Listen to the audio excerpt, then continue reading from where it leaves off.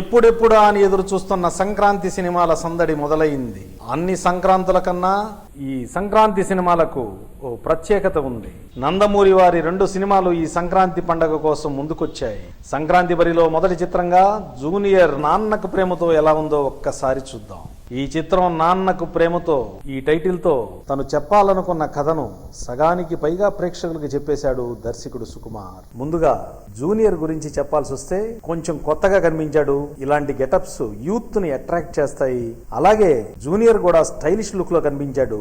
నటన విషయానికి వస్తే జూనియర్ తనకున్న పాత్రలో ఒదిగి నటించాడు. ఇక హీరోయిన్ రకుల్ కూడా అందంగా తన పాత్రకు న్యాయం చేసిందనే చెప్పొచ్చు. ఇంకో ముఖ్యమైన వ్యక్తి జగపతి బాబు. జగపతి బాబు విలన్ పాత్రలో స్టైలిష్ గా కనిపించాడు, నటించాడు. ఈ చిత్రంలో పాటల విషయానికి వస్తే 3 పాటలు బాగున్నాయి. దేవిశ్రీ ప్రసాద్ ఈ చిత్రానికి మంచి సంగీతాన్ని సమకూర్చాడు. ఈ చిత్రంలో ప్రధానంగా చెప్పాల్సింది కెమెరామెన్ విజయ్ సి చక్రవర్తి మంచి లొకేషన్స్ ఎన్నుకున్నాడు, అద్భుతంగా సీన్స్ ని చిత్రీకరించాడు. ఇక దర్శకుడి విషయానికి వస్తే సుకుమార్ ఈ చిత్రాన్ని ముందుకు నడిపించడంలో నేల విడిచి సాము చేశాడేమో అనిపిస్తుంది. ఎందుకంటే సినిమాల్లో మనం తీసిందల్లా జనం చూస్తారనుకోవడం పొరపాటు. జనానికి కావాల్సింది మనం వారికి ఇవ్వాలి. సుకుమార్ ఈ ఒక్క విషయంలో క్లారిటీ తప్పినట్లు అనిపించింది. ఏది ఏమైనా నందమూరి అభిమానులు ఈ సంక్రాంతిని సంబరంగా జరుపుకోవచ్చు.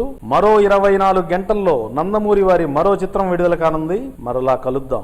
క్లైమాక్స్ మటుకి మరుపురాని సన్నివేశాలతో మరుపురాని వాటికి లేదు. చరిత్రలో మన 85 సంవత్సరాల సినీ చరిత్రలో లేని ఘట్టంగా ఇది మట్టి క్లైమాక్స్ మట్టి నిలిచిపోయిందని నేను కోరుకున్నా.